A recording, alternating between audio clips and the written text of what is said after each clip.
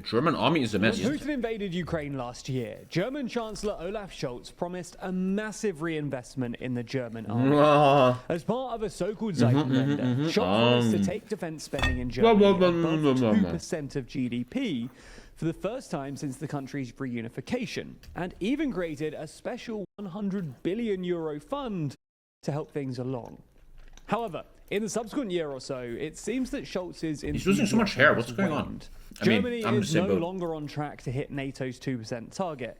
The €100 billion fund is so tied up in bureaucracy that not a single cent has been spent yet. That's Germany, man. We're gonna invest 100 billion into the military, the whole world. You guys, last year. Oh my God, Tommy, what's your opinion? And I told you, nothing's gonna happen. That's Germany. In Germany, politicians say something, nothing happens. And if German politicians are active and actually do something, it will take 20 years for it to happen. Today, I introduce a new law that will save Germany. It will be passed by 2040. Woo! Yay! Whoa! Current pace, it would take another 50 years before the German army will be ready to actually fight in a war. Nice. So in this video, we're going to take a look at what Scholz German efficiency, where did it go? I'm personally obviously for a bigger German military. I've always been very anti-military because I was stupid. I was actually thinking there will never be a war again. I was stupid. But there's a thing called the truth and there's a thing called reality. And the European Union, especially with its leader, Germany, we have to show people like Vladimir Putin that, hey, if you want to f with us, we're going to f with you, bro. For most of its modern history, German defense spending has lagged well behind that of its European counterparts. And much to the irritation of Germany's NATO allies, the last time that Berlin spent the NATO target of 2% of GDP on defense. And that's where I was always with Trump. That's where Trump was right. NATO law says you have to put 2% GDP and no one is doing it. Trump had a point there, man. Was way back in... Look at USA, Alter. 5%, bro. What the... 1990. When it was just West Germany. And after reunification, Germany actually had the largest army in Europe. But then Chancellor Helmut Kohl decided to dramatically reduce defense spending. Oh, the CDU did something bad? Oh man, that never happened. Because he needed to free up fiscal space piece of with Germany's dramatic economic slowdown Worst in chancellor the 90s. And because the Americans had agreed to deploy over 100,000 troops on German military bases, which Kohl apparently felt that he could rely on instead. This defense budget was then cut by another 20% to just 1.2% of GDP during Merkel's period of austerity in the early 2010s. And that guy fucked up Germany for decades, yeah. To get it up to 2% once again, it never really materialized. And to make things even worse, the money that the German army did receive was reliably misspent. That's because the German army has a serious procurement problem. Bureaucracy often gets in the way. You have to take the bureaucracy and unroot it, man, which will never happen. Germany is just over that. You will have to massively reform everything. It's taken literally 10 years for...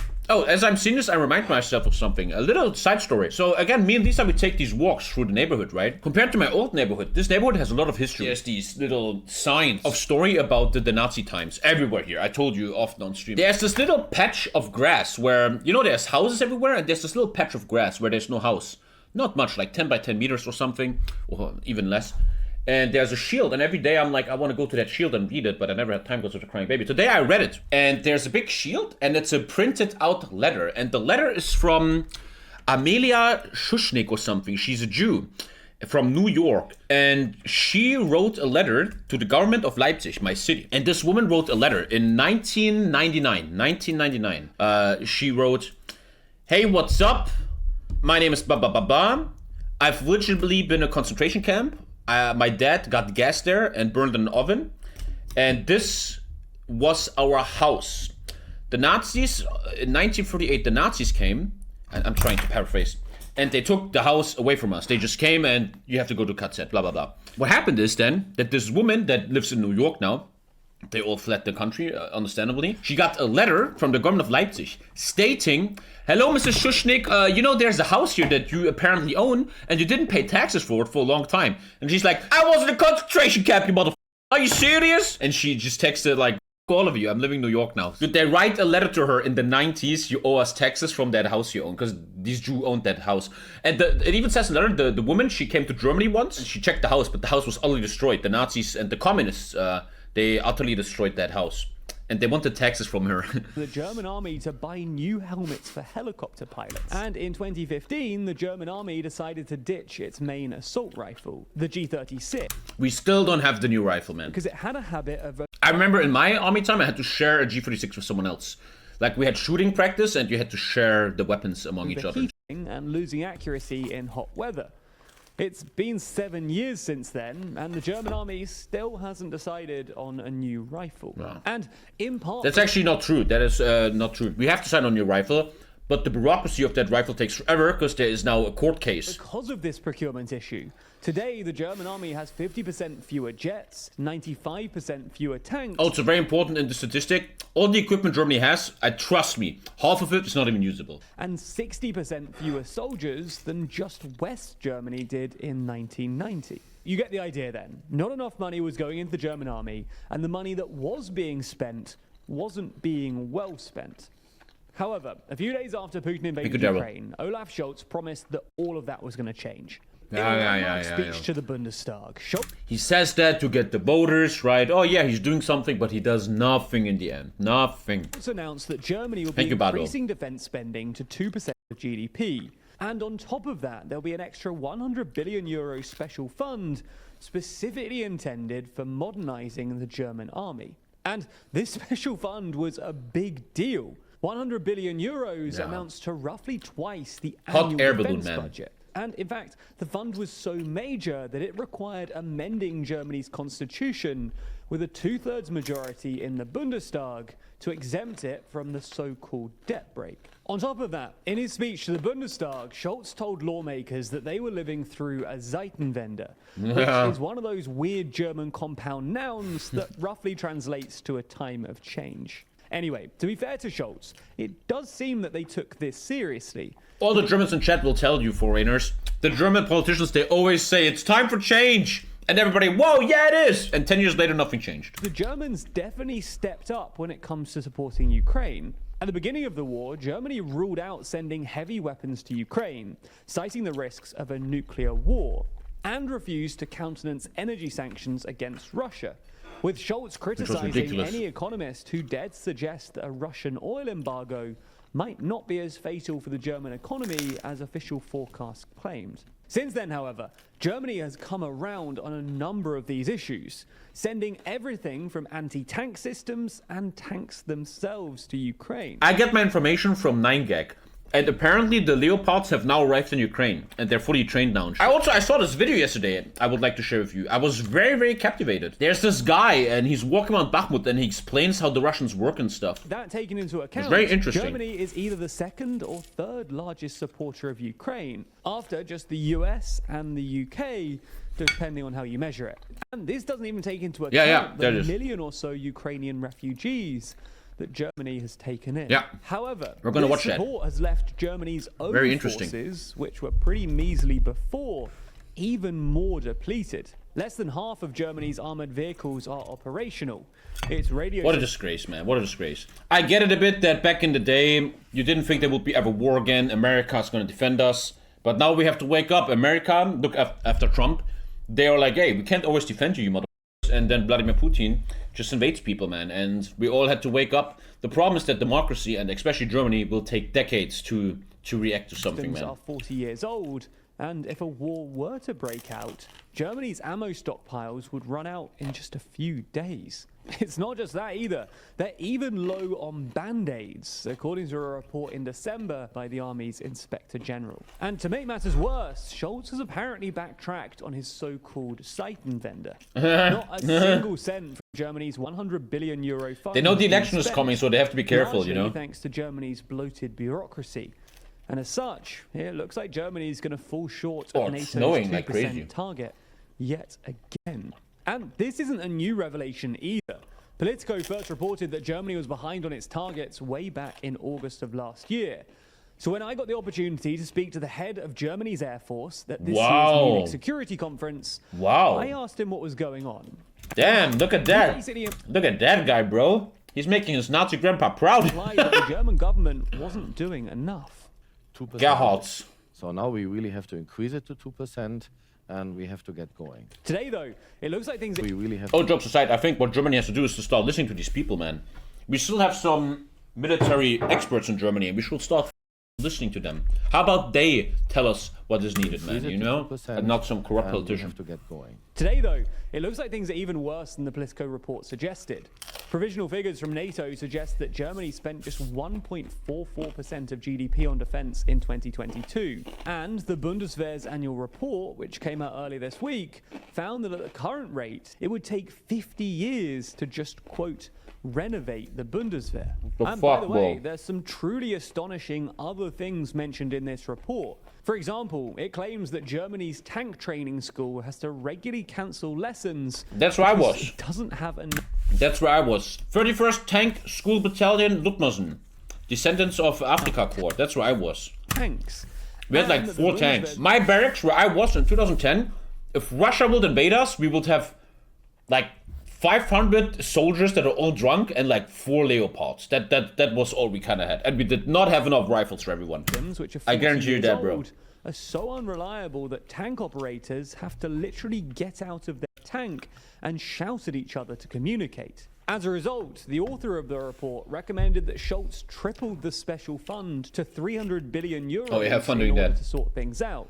But given that the finance ministry is currently resisting the new defense minister's attempts to increase annual But after this, we're going to watch another video that shows you what war really looks like. Defense spending by just 10 billion euros, it's hard to see them agreeing to another. Because I still don't believe tanks are that important anymore. We're going to take a look at something. Now, obviously, none of this is likely to go down well with Germany's NATO allies. The French are already annoyed that Germany is spending its money on American-made weapons rather than investing in Europe's domestic arms industries. And other European allies, like Poland, which is pledged to spend 3% of GDP on defense, will resent the fact that the largest economy in Europe isn't really pulling its weight. The Americans aren't even happy either, with American politicians, especially Republicans, not liking what they perceive as Europeans' free riding in NATO. They're right about that. This will only exacerbate that transatlantic tension. Now, we don't yet know how all of this is going to resolve, but what we do know is that it will continue. That's always, it's so important that Europe and America stay together and that we love each other and stuff, but it's so hard when you guys have like a Trump or like an old dementia guy, man, you know? It's hard to talk to your neighbor if he's retarded, you know? I saw this video yesterday, ultra interesting, man. So this guy is walking around to Bakhmut, man. This kind of shows you what real war looks like. Because I have this weird thing, you probably have that too as a man. I always sometimes fantasize if I was in this war, what would I do? And this video kind of shows it's a lot about taking cover from artillery, and it's a lot about infantry warfare. Вітаю вас, громада, з самого центру міста Бахмут, де зараз тримає оборону 125-та бригада ТРОшки. Значить, ми з вами знаходимося прямо на центральній площі. Вон міська рада. Ось тут колись був магазин «Алло». У нас сьогодні тихий ранок. Трохи годить, але у Львові ранок починається з кави. У Бахмуті, на жаль, ранок починається з радів.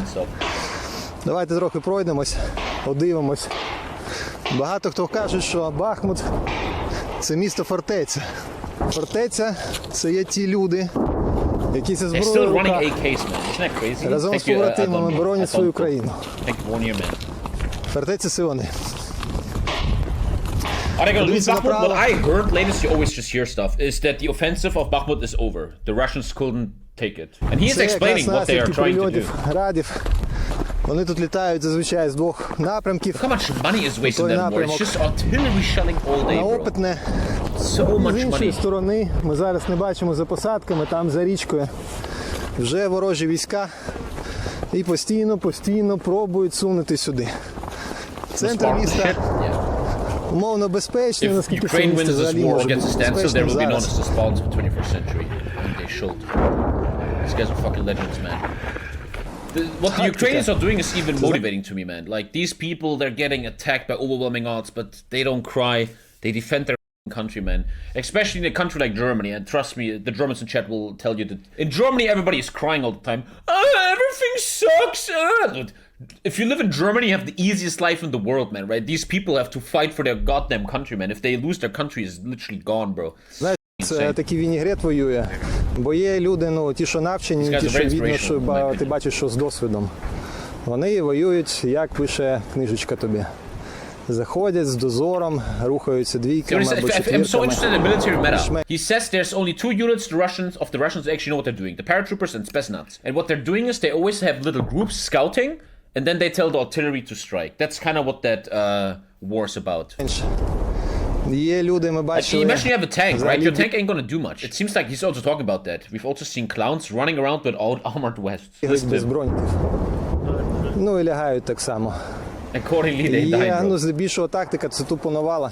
Беруть It's a dumb беруть zerk, right? кількістю, не беруть вмінням, беруть кількістю. До того, що тут відбувається, хер підготуєшся. Але можна хоча б наблизитися до того межі They send готовності. prisoners on suicide runs to see where they get shot from.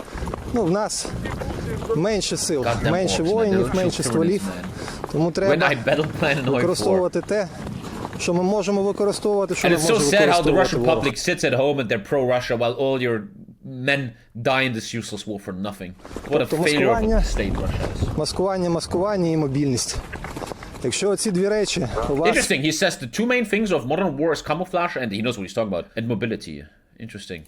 працюють, в принципі, все інше, то вже більше-менше діло техніки і вашої сміливості.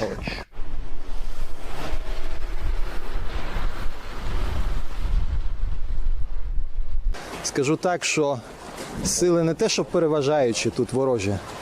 Ти просто Dude, looks like a Call of перепрошую Duty map, dude. кожного дня, скільки їх суне.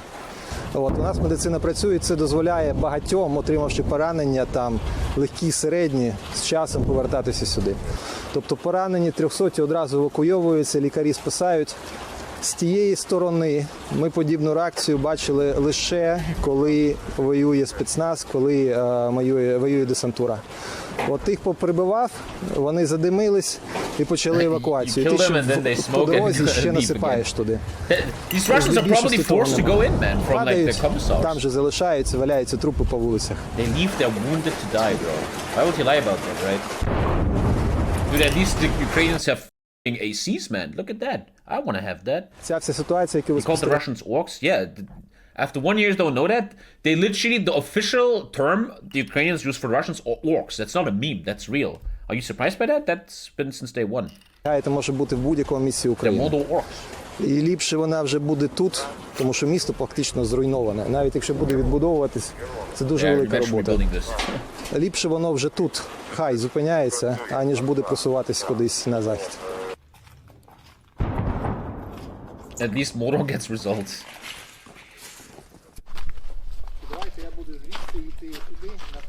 That's a real journalist, not like, did Cardi B change her hair color? That's a journalist, man. Нормально буде? Dude, that made even me jump. В хатку, в хатку, в хатку. Де там міномет слабо? Сюди, мужики.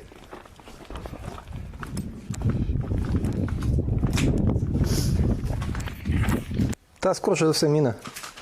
От, скорше за все 82-га. І скорше за все навіть не по нас. Man, when I watch shit like this, I just feel like we need to help these guys so much more. That man needs our help, man. Тому якщо ти спалився, ліпше перечекати. Там 15, 20, може 30 хвилин. Головні вороги, та піхотинці. Це страх, The main enemy is друге fear, це лінь, sloth, і третє, мабуть, це дурість. stupid decisions. Загалом, якщо брати саме місто, то порятунок є, або підвали. Підвали то зашибісь.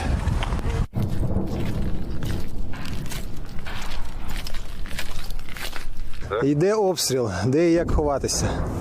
Обов'язково треба розуміти, де, з якої сторони в тебе ворог. У нас ворог по праву ручку, і у нас отам, де димить, You need to працює always наша know which way the артилерія enemy на is. 12-ту. Звідти також прилітає. Значить, справа будинок повністю розсипаний. Отут воронки від снарядів.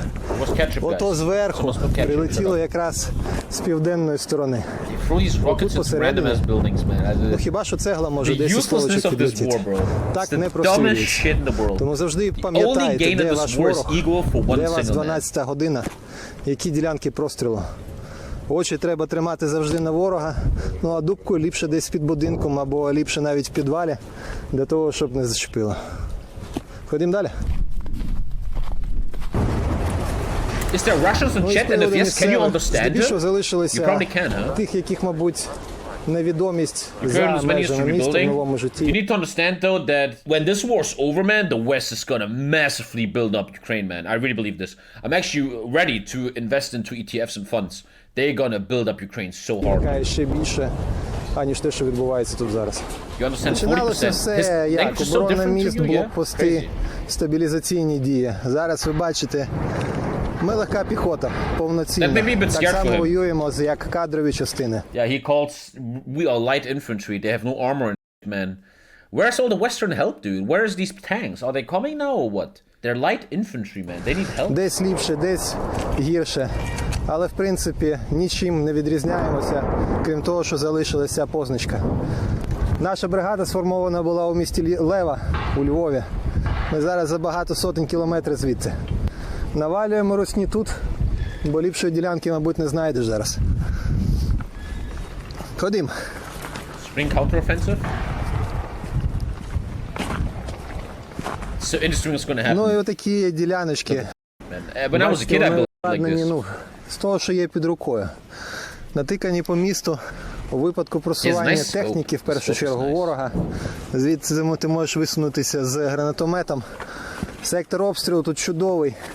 І будь-яку падло, яка хоче до тебе поближче He always підібратися, calls them вже clowns. звідси відбити. I wonder what he's seen Ну, in і all нічого this time. таких. I generally believe a lot of Ukrainians saw a lot of dumbass Russians just running in, being retarded. That probably happens a lot, man. По місту трохи наробили. Не вірю я в те, що місто будуть здавати. Принаймні, якщо і будуть здавати, то Surrender лише on на our наших own terms. умовах і лише з великою And кількістю only втрат after you зі inflict сторони ворога. astronomical loss to the Russians, man. That's a man, bro. Бахмут зараз дуже All the сильно best to him. відрізняється від того, що ми звикли бачити по новинах.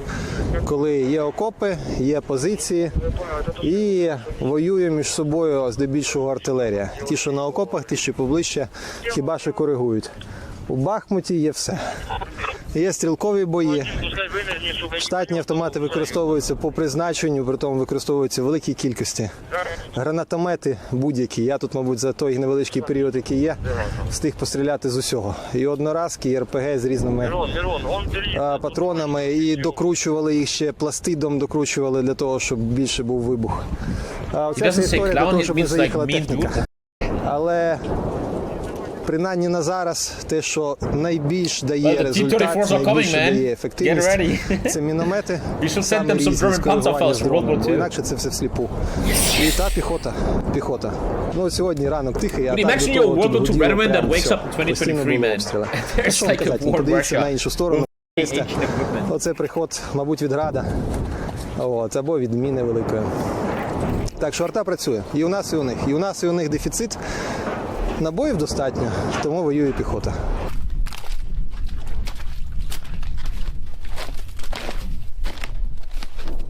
And as a kid, I will always walk around like abandoned factories, and we will play war with each other, me and the boys. It reminds me a bit of my childhood, and it's weird how young boys they train for war as kids, right? You guys remember playing with guns and you and your friends, but then it gets real. You only have one life. Ведуть люди. І розуміючи свого ворога, ти маєш бути на полі бою набагато більш ефективніше. І забувати, що з тієї сторони також проти тебе One thing I воюють. always learned in my soft air time, camping is everything. You need to camp. You fucking wait here all day, one idiot walks by, bam, you get a kill. Люди Always camp, dude. взагалі не Camping is можна. everything. Вони так само бояться, їм так само лячно. Вони так American, I само got the gun відгрібають, at birth. виносять своїх поранених, бачать смерті. І від того, повірте мені, мотивація йти Hell, вперед this is не very додається. realistic in a way. Важливо спіймати от у You must цьому learn to find pleasure ділі in певний calculated кураж. risks. You see? Camping, and if you Важливо don't camp, be very careful. отримати позитивний досвід на цій війні. Позитивний досвід – вбивати.